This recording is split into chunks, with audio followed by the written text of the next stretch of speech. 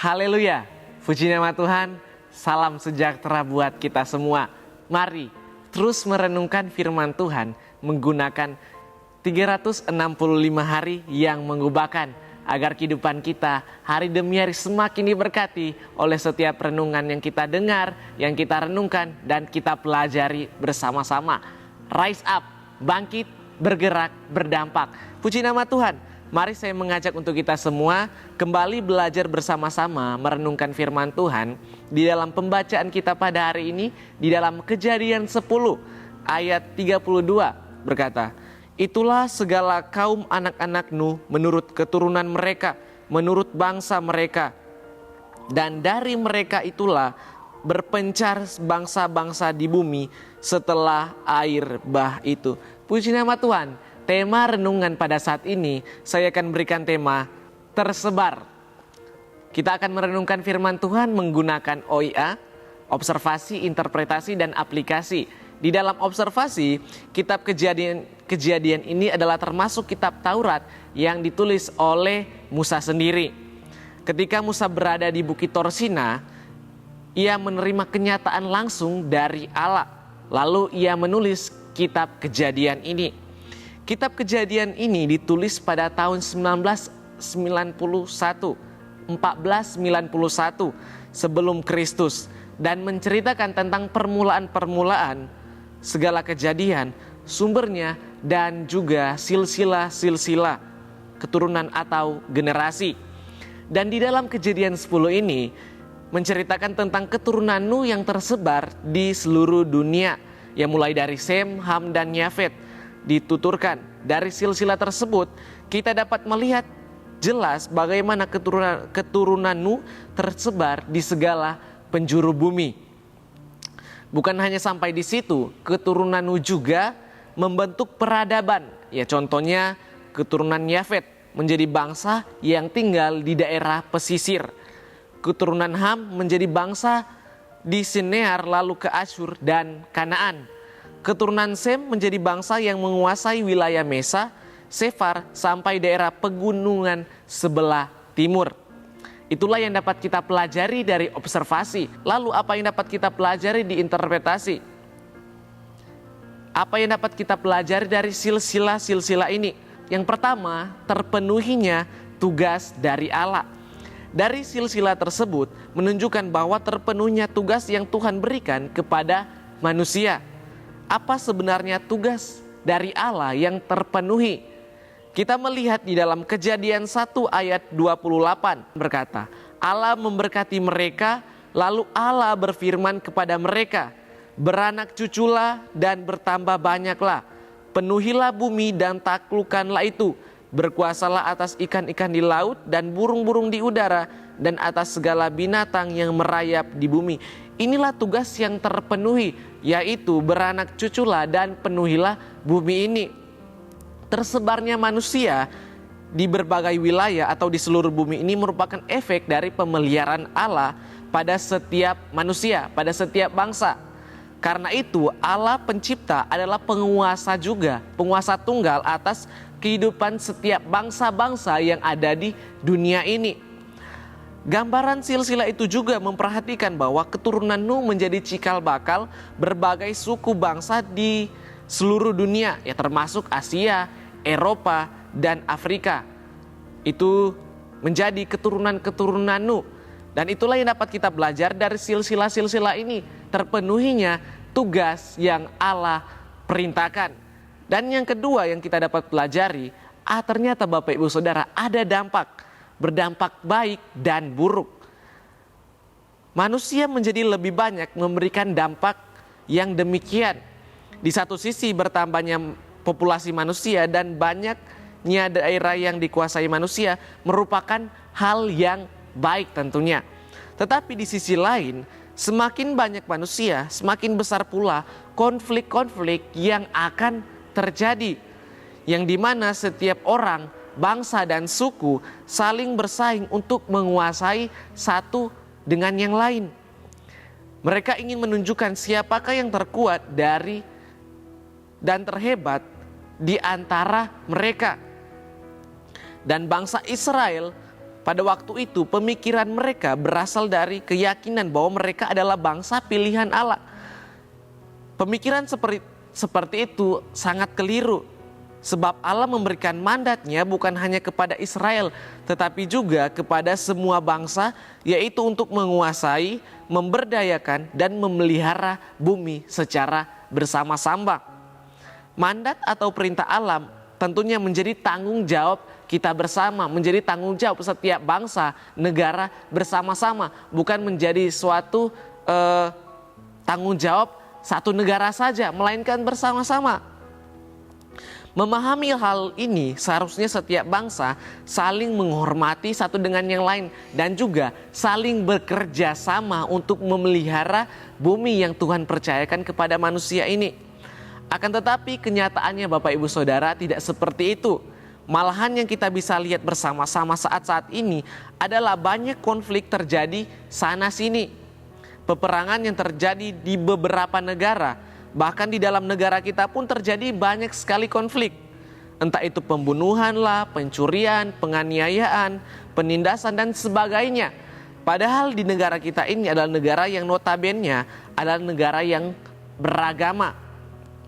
Akan tetapi tidak menuntut kemungkinan bahwa negara kita pun banyak melakukan hal-hal yang negatif, hal-hal yang tidak berkenan di hadapan Tuhan. Dan juga karena populasi manusia sangat banyak, makin bertambah, maka banyak yang ingin berkuasa atas semuanya dan banyak yang ingin menjadi lebih hebat dari yang lain.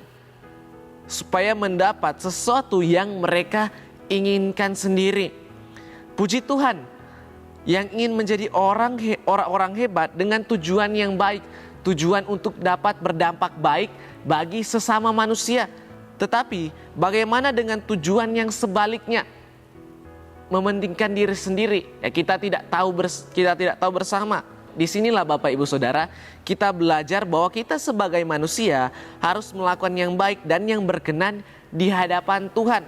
Saya yakin dan percaya apa yang berkenan di hadapan Tuhan itu dapat berdampak baik bagi setiap manusia, bagi setiap bangsa, bagi setiap suku tentunya.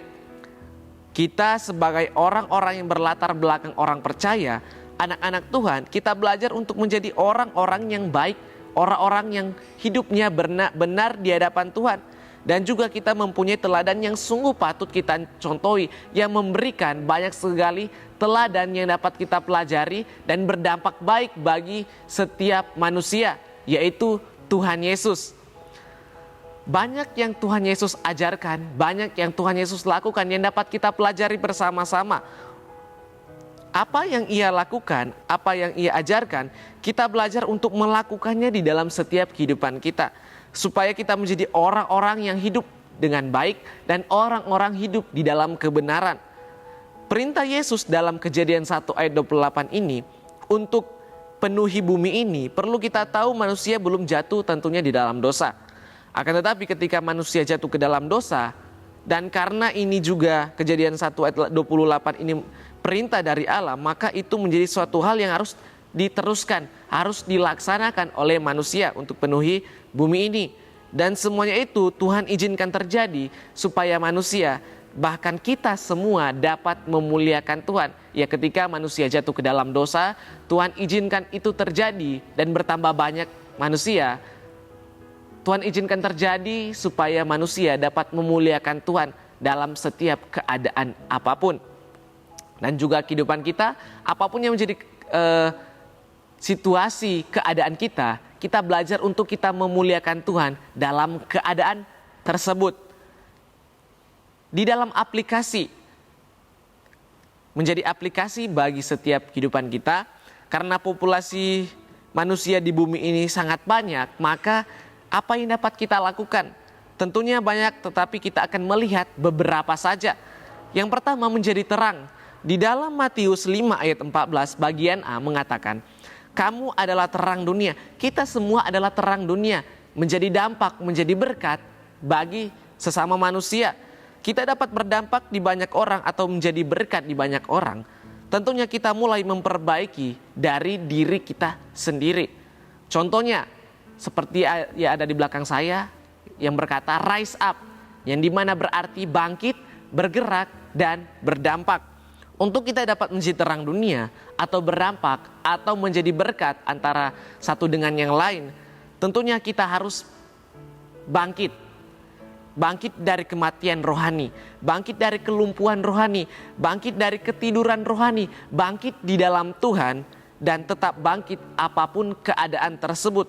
Dan yang kedua, bergerak. Tentunya bukan dengan santai. Sebagai anak-anak Tuhan bukan hidup secara santai, tetapi menjadi berdampak, melainkan kita harus bergerak maju, melangkah, bertumbuh, bahkan berbuah, supaya kita dapat berdampak dan menjadi berkat antara satu dengan yang lainnya. Dan yang kedua, aplikasi yang kedua, hidup damai. Tentunya ini juga perlu ya Bapak Ibu Saudara dalam kehidupan kita. Hidup damai itu sangat penting karena itu juga berdampak baik dalam setiap kehidupan manusia. Dan aplikasi yang ketiga, menghormati satu dengan yang lainnya. Ini juga menjadi suatu hal yang luar biasa bagi kehidupan kita. Dan menjadi kesimpulan kita pada saat ini, marilah kita menjadi orang-orang yang membawa terang Tuhan dan juga hidup dalam damai dan saling menghormati satu dengan yang lainnya. Sebab Allah juga tidak membedakan kasih-Nya terhadap siapapun. Ia mengasihi seluruh ciptaannya. Kita mengasihi Allah berarti mengasihi semua orang dan bangsa di muka bumi ini. Tidak ada orang yang mengasihi Allah tanpa mengasihi satu dengan yang lainnya. Puji nama Tuhan, kiranya firman ini dapat menjadi berkat, kekuatan dan bekal bagi kehidupan kita semua. Terima kasih telah mengikuti Renungan 79 yang mengubahkan. Bapak, Ibu, Saudara yang ingin didoakan untuk pokok-pokok doa tertentu atau ingin menceritakan kesaksian mujizat kesembuhan, pemulihan masalah keluarga dan lain-lain, dapat disalurkan melalui chat WhatsApp di nomor 0813 2742 0088. Tuhan Yesus memberkati kita semua.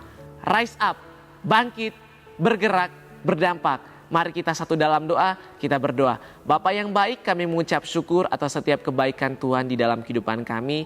Pada saat ini Tuhan, kami belajar bersama-sama karena saking banyaknya populasi manusia di muka bumi ini Tuhan.